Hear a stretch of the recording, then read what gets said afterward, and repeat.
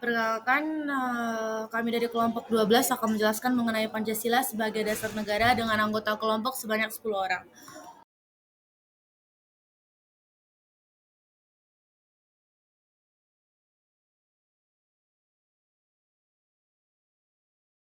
Pancasila adalah dasar negara Republik Indonesia. Konsep ini pertama kali diungkapkan oleh Soekarno, Presiden pertama Indonesia, dalam pidatonya pada tahun 1945 ketika Indonesia merdeka. Pancasila menjadi dasar negara Indonesia setelah proklamasi kemerdekaan pada tanggal 17 Agustus 1945.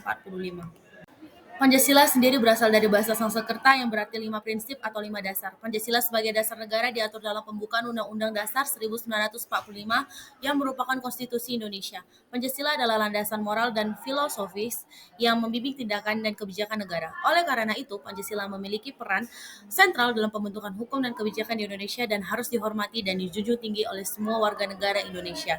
Pancasila juga merupakan bagian integral dari identitas nasional Indonesia dan merupakan simbol persatuan dan kesatuan dan keragaman yang ada di negara tersebut.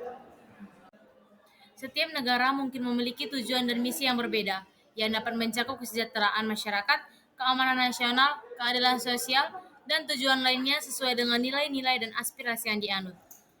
Konsep suatu negara sangat penting dalam studi ilmu politik dan hubungan internasional, karena negara adalah aktor utama dalam sistem internasional dan memiliki peran yang signifikan dalam kehidupan masyarakat.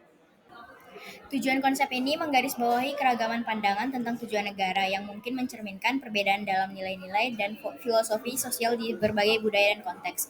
Meskipun banyak orang mungkin memiliki tujuan yang sama, yaitu kesejahteraan dan kebahagiaan, cara untuk mencapainya dan sangat beragam dan bahkan saling bertentangan. Ini menggambarkan kompleksitas dalam merumuskan tujuan dan kebijakan negara. Konsep dan urgensi dasar negara. Dasar negara adalah landasan universal dalam membentuk dan mengelola negara, juga sebagai hukum utama. Menurut Hans Kelsen, itu adalah basic norm atau Grundnorm, norma tertinggi yang mendasari sistem norma dalam masyarakat dan negara.